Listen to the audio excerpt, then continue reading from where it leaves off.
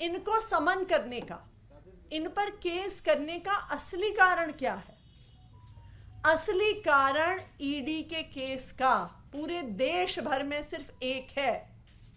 अगर भारतीय जनता पार्टी की आपसे दुश्मनी है, भारतीय जनता पार्टी के किसी नेता की आपसे दुश्मनी है, तो आप पर ईडी का केस किया जाएगा। इन दो गरीब किसानों की अपने एक इलाके की भारतीय जनता पार्टी के नेता जी गुणशेखर से कई सालों से झगड़ा चल रहा था। इन्होंने जब उस नेता पर केस किया, जी गुणशेखर जेल गया और उसका बदला लेने के लिए इन 450 रुपए की मात्र संपत्ति रखने वाले किसानों पर prevention of money laundering act का ईडी ने केस कर दिया और उनको तमिलनाडु से दिल्ली समन कर दिया। तो ये बिल्कुल साफ है कि ईडी आज इन्वेस्टिगेशन एजेंसी नहीं है, सेंट्रल गवर्नमेंट की इन्वेस्टिगेशन एजेंसी नहीं है। ईडी आज सिर्फ और सिर्फ भारतीय जनता पार्टी का एक राजनीतिक हथियार है, जिसे वो किसी पर भी इस्तेमाल कर सकती है।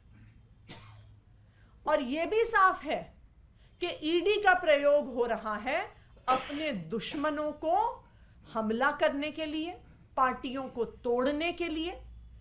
अगर कोई विपक्ष का नेता ईडी का केस होने के बाद भारतीय जनता पार्टी में आ जाता है, तो फिर ईडी कहती है कि जी हमारे पास तो कोई सबूत ही नहीं था, हमें तो केस बंद करना पड़ रहा है, हमारी तो फाइल खो गई, इसलिए हमें केस विड्रॉ करना पड़ रहा है। ये पूरे देश ने देखा कि छगन भुजबल, जिन पर महाराष्ट्र सदन स्कैम में 870 करोड़ के घोटाले का आरोप था, जिन पर ईडी का केस चल रहा था, जैसे ही छगन भुजबल भारतीय जनता पार्टी में शामिल हुए, अगली ही कोर्ट की हियरिंग में ईडी ने मुंबई हाईकोर्ट के सामने कहा कि जी हमारी तो केस की फाइल खो गई है, इसलिए हम केस बंद करना चाह रहे हैं।